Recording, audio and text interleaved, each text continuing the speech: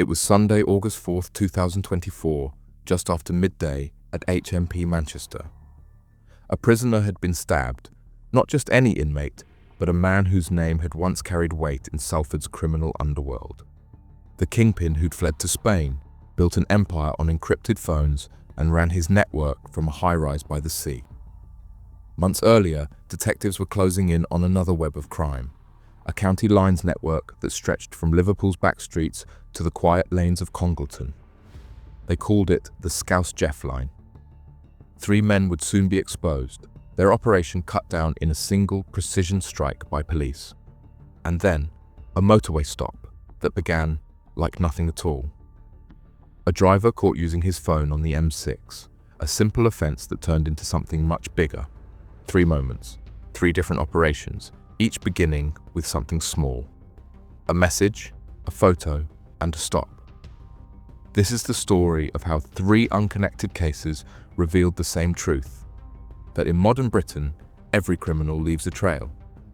Welcome to UK Crime Documentaries. Let's get straight into the case.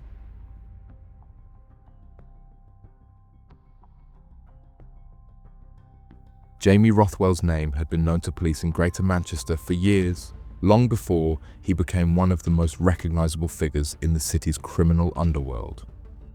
Born and raised in Salford, Rothwell was drawn early into the culture of violence and control that surrounded the estates. By his mid-20s, he had moved far beyond street fights and petty crime.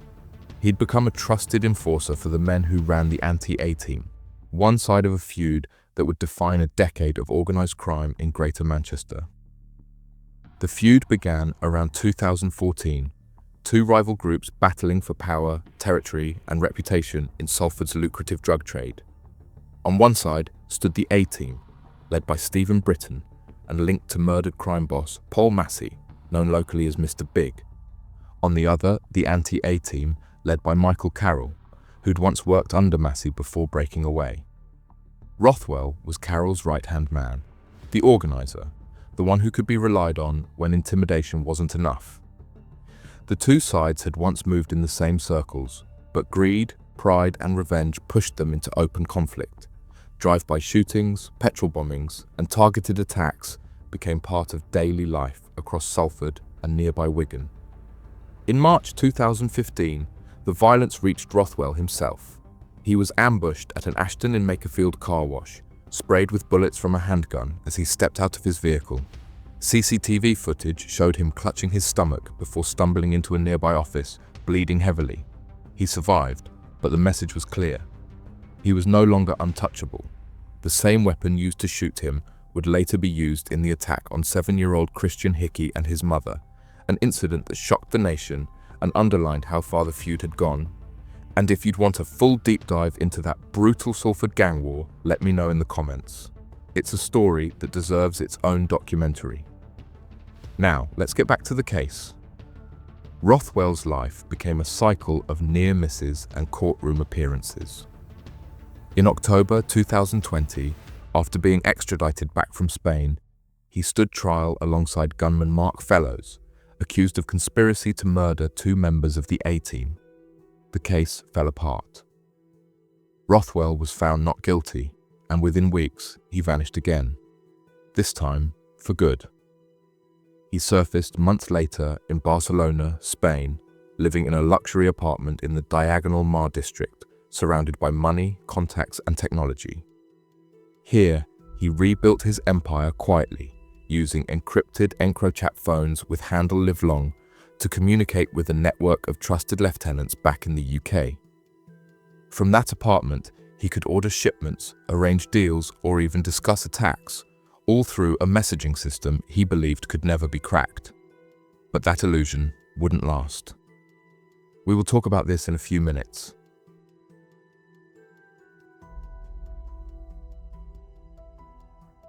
Behind every organized crime boss is a network, loyal, skilled, and dangerous in their own ways.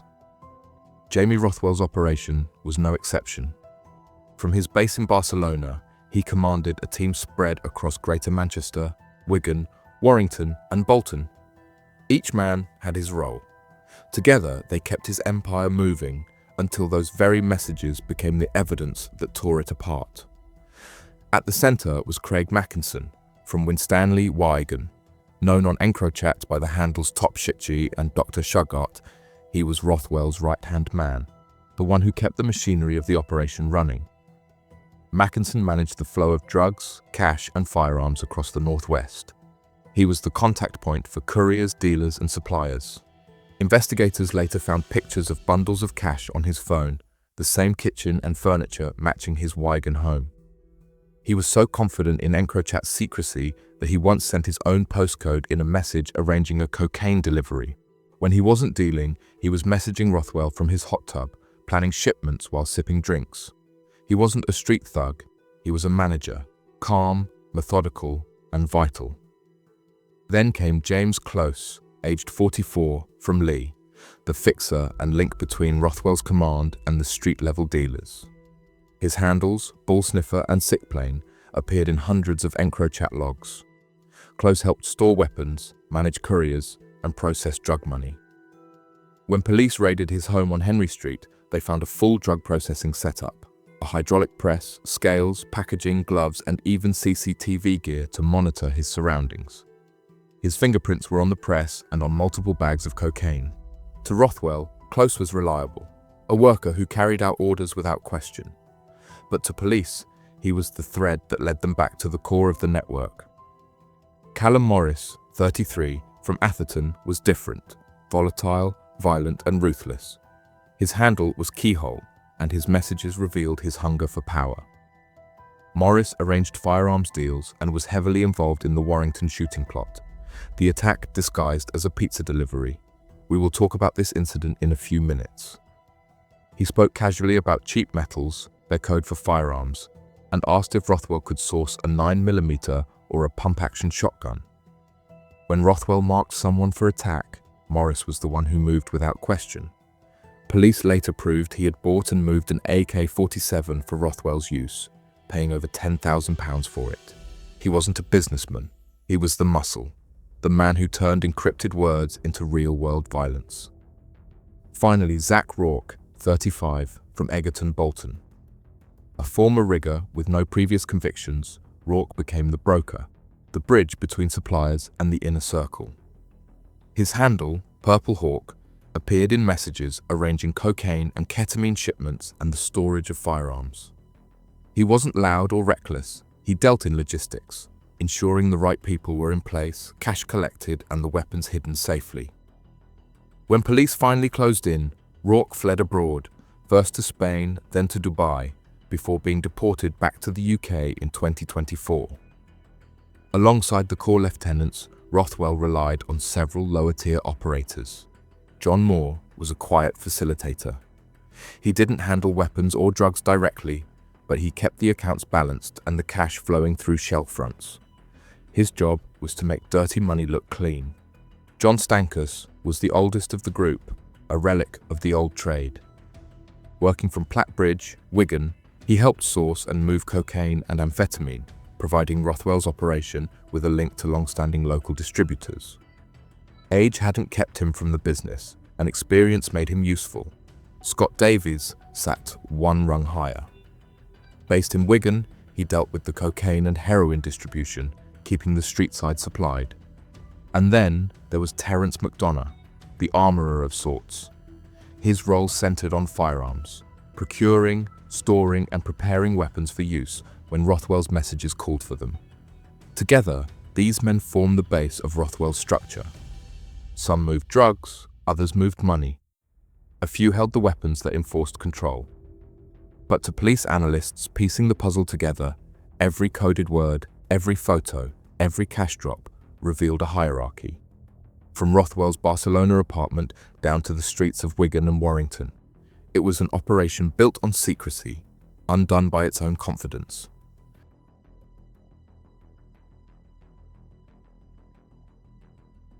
By 2020, Jamie Rothwell's criminal network had become a highly organized machine.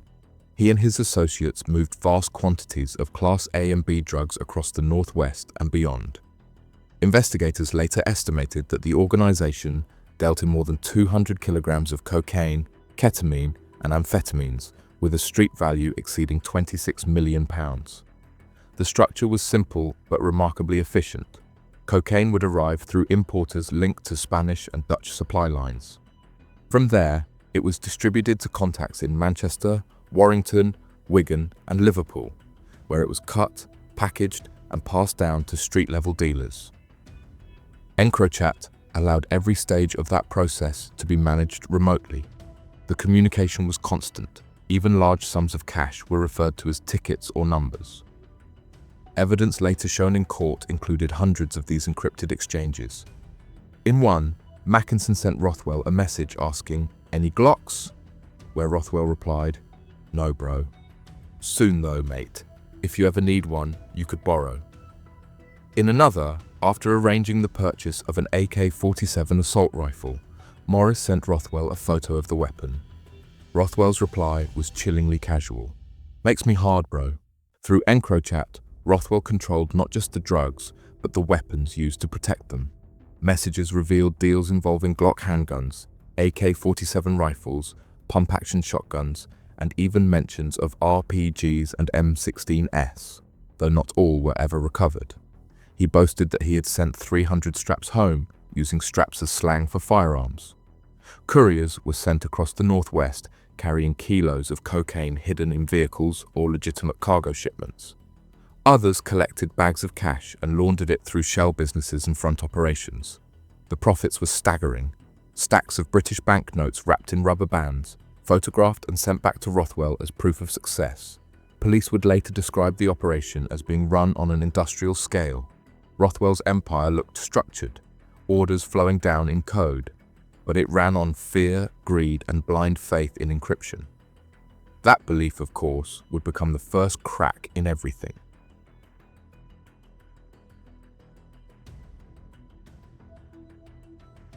By early 2020, police across Europe were reading the underworld's secrets in real time. Among the thousands of encrypted handles suddenly exposed in Operation Venetic, one name kept reappearing: Livelong. Messages traced to that account showed giving instructions linked directly to contacts in Greater Manchester and Cheshire. Analysts at the National Crime Agency began piecing together a profile. It was not a single message that did the work. It was a holiday photograph sent from an apartment high above the Mediterranean. Analysts compared the image against satellite imagery and street-level mapping tools and found a match. The skyline, a distinctive stretch of coastline, a cluster of apartment blocks pointed to the diagonal Mar district of Barcelona. That small verification transformed suspicion into location. The National Crime Agency shared the find with Spanish partners. Surveillance teams were mounted, teams of officers watched entryways and recorded comings and goings. Undercover work followed. An officer posed as a prospective tenant, checking the building layout and confirming the flat's occupancy, while tactical units planned the response. Across the UK, detectives used EncroChat data alongside routine policing, CCTV, vehicle tracking, and financial checks to map the network. Where NCA handled international intelligence, local forces gathered evidence, and Spanish police carried out the arrest. For investigators, it was confirmation that the encrypted world they had been watching was, in fact, a gateway to culpable activity, and that the long, patient technical work of Operation Venetic could be translated into arrests. The photo that began as a casual snap had become a map, and the map led straight to the heart of a criminal enterprise.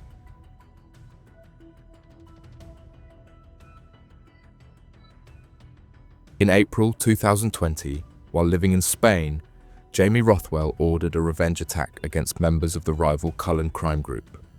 He wanted Leon Barn Jr. and his father targeted, both close to Leon Cullen, the man Rothwell blamed for past attempts on his own life. By the way, if you want to read about Leon Cullen and his brother's drug operation, watch this interesting video on my channel. Messages recovered from EncroChat also showed Rothwell receiving photos of the Burns' homes and satellite images from a mapping app. He told an associate, "I'm going to do all them soon." 2 days later, the plan was in motion.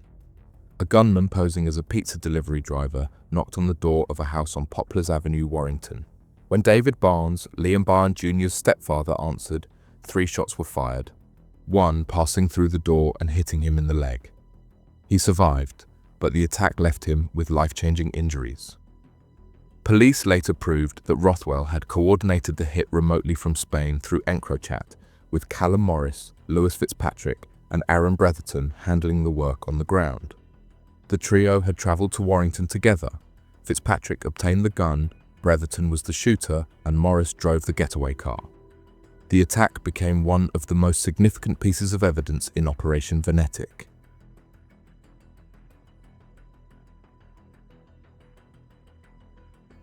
In May 2020, just after dawn, a convoy of Spanish National Police vehicles rolled quietly into Sant Adrià de Besòs, a district northeast of Barcelona. Inside one of the top-floor apartments, detectives believed the man Jamie Rothwell was asleep. Moments later, a flash of steel and splintering wood broke the morning stillness. Elite officers from Spain's GEO tactical unit stormed the flat. The footage, later released by the National Crime Agency, showed the end of Rothwell's run. Shirtless and startled, he was handcuffed on a sofa as officers swept through the apartment. Rothwell reportedly asked one of the officers, half smiling, "Big celebration?" He still didn't know that the encrypted network had been compromised. As he was led away, operations unfolded simultaneously back in the UK. Armed units from Greater Manchester Police, Cheshire's Serious and Organised Crime Unit, and the Northwest Regional Organised Crime Unit carried out coordinated raids across Wigan, Atherton, Lee and Bolton. The goal was simple: remove the entire command chain before word of Rothwell's arrest spread. Within hours, Craig Mackinson, James Close, Callum Morris, Zach Rourke and several others were in custody. Raids on their homes and safe houses revealed the physical evidence that matched their encrypted conversations. Investigators seized over 20 kilograms of cocaine, £4 million in cash, AK-47 assault rifles, pistols, a shotgun, each one a node in the criminal web. Within a single morning, his empire had been dismantled.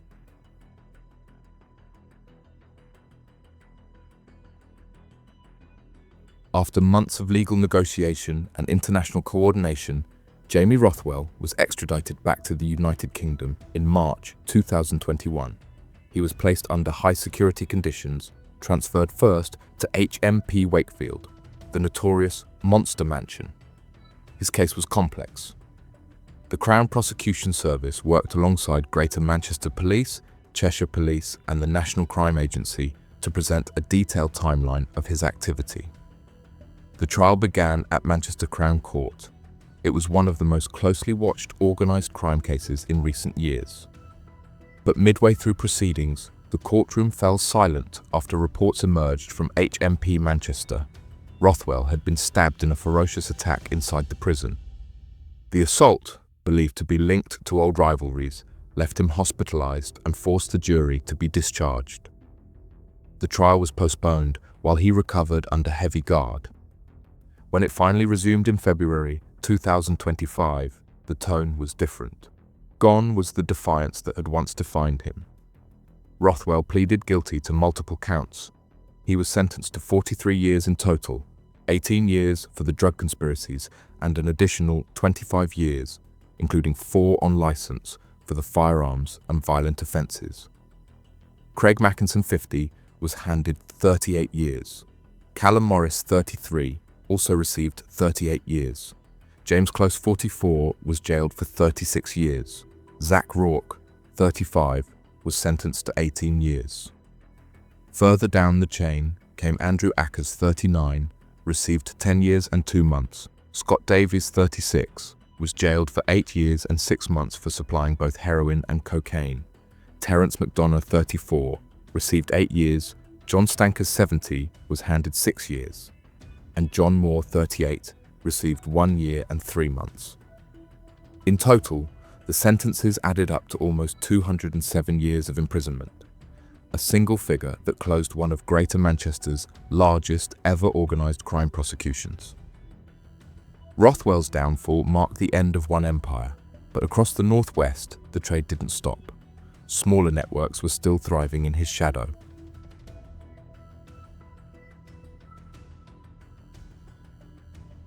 It began as just another county lines operation, small enough to stay unnoticed, but profitable enough to be worth the risk. From the terraced streets of Liverpool, a single phone number moved kilos of crack cocaine and heroin hundreds of miles south into Congleton, Warrington, and nearby Cheshire towns. It was known as the Scouse Jeff line, a name sent out by text to users each morning, advertising new deals, new drops, and new deliveries. At the top sat Anthony Fox, a 32-year-old from Liverpool. To most, he was just another face in the city's drug economy, quiet, low profile, and well blending in. But behind the scenes, he controlled the messaging, supply chain, and the recruitment. He used burner phones and pay-as-you-go SIMs, keeping his name far from the street. When police later examined the network's devices, they found thousands of bulk messages, the digital heartbeat of a county lines operation that had been running almost daily. Working beneath him were young men and teenagers, trusted, disposable, and often desperate. Among them was Hayden Brooks, still in his teens when he began making trips into Cheshire. He was paid to move drugs and collect cash, sometimes making several runs in a single day. He stayed in trap houses, homes taken over from vulnerable addicts, where he'd package deals and wait for orders to come in. It was a routine repeated across England, the same script played out under 100 different line names. Then there was James Spindler, a 24-year-old from Warrington who acted as the link between the Liverpool base and the Cheshire end. He coordinated drops, found local stash spots, and kept the line running when others were arrested or burned out. To his contacts, he was a middleman. To police, he was the connective tissue that proved the network's scale. By 2024, this line, and dozens like it, had come under the radar of Operation Toxic, part of the National Crime Agency's Project Medusa, a nationwide crackdown on county lines networks. Cheshire police and Merseyside officers began tracing phone activity, cross-referencing calls and bank deposits, slowly building a picture of a supply route that looked ordinary from the outside, until the evidence showed just how organized it really was. It was a small line on a phone screen, but it ran from Liverpool to Congleton, connecting two worlds that couldn't have been further apart.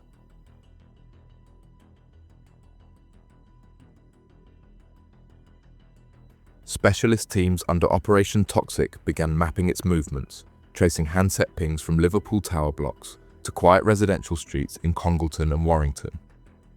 Every outgoing text created a breadcrumb. Every call connected another dealer, courier, or customer.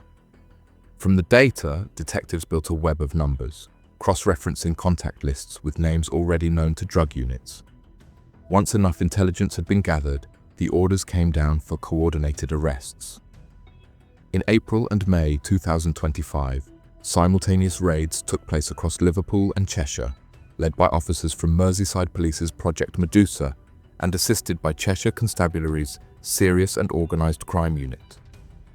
Doors were breached before dawn, suspects taken from beds. When officers searched the properties, they found what they expected, and more. Bundles of cash, dozens of burner phones, and quantities of heroin and crack cocaine, already split into street deals and ready for sale. Digital evidence matched the network's text broadcasts, linking the seized handsets directly to the Scouse Jeff line. Each message, each recorded delivery, became part of a chain that led straight back to Anthony Fox and his runners. In the aftermath, Detective Sergeant Sean McNee, part of the dedicated County Lines team, spoke publicly about the operation. He said police would relentlessly target those who exploit the vulnerable and profit from addiction. By the time the last suspect was in custody, the Scouse Jeff line had gone silent. What had once been a daily broadcast to hundreds of users was now evidence sealed in an evidence bag. Another county line severed, another network shut down. The message was clear.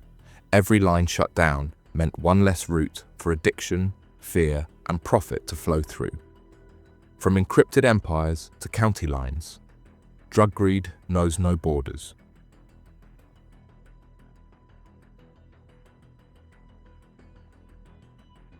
In July 2025, the case reached its conclusion at Liverpool Crown Court. The court heard all the overwhelming evidence about these criminals. Anthony Fox, 32, from Liverpool, was sentenced to 5 years and 6 months in prison. Hayden Brooks received 3 years imprisonment for his role as a runner. James Spindler, 24, was sentenced to 2 years and 6 months for his role in the conspiracy. In total, 11 years down in Liverpool, but another line was still on the move. Not by message this time, but by motor.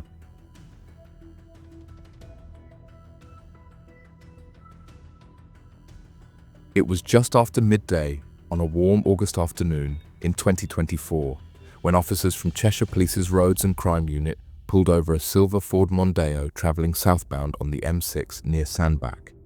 The reason seemed minor. The driver had been spotted using his mobile phone while behind the wheel. But what began as a routine traffic stop would soon uncover one of the largest roadside drug seizures in the county that year. The driver identified himself as Mark Danson, a 44-year-old from Burnley, Lancashire. He was polite enough, answering questions and showing his documents. But something about his manner drew attention. Officers later described his behaviour as nervous, distracted, and overly talkative. When asked to open the boot of his car, Danson hesitated, placing himself awkwardly between the officers and the vehicle. He laughed nervously, made small talk, and tried to deflect questions. Experience told the officers that something was wrong. They requested he step aside and began a formal search under the Misuse of Drugs Act. What they found made it immediately clear why Danson hadn't wanted the boot opened. Inside, backseat, officers discovered shopping bags filled with 62.5 kilograms of amphetamine, packed tightly into sealed packages. The drugs had an estimated street value of up to £100,000 and were bound for distribution across the northwest. At the roadside, Mark Danson was arrested on suspicion of possession with intent to supply a controlled drug, Class B. During questioning, he admitted that he had agreed to transport the amphetamine to pay off a drug debt, claiming he was in over his head and never meant to get caught up in something so serious. His car was impounded, the drugs sent for forensic testing, and phone data was analysed by the Cheshire Police Serious and Organised Crime Unit. The evidence was clear. Messages and call records linked him to known figures in the northwest drug trade.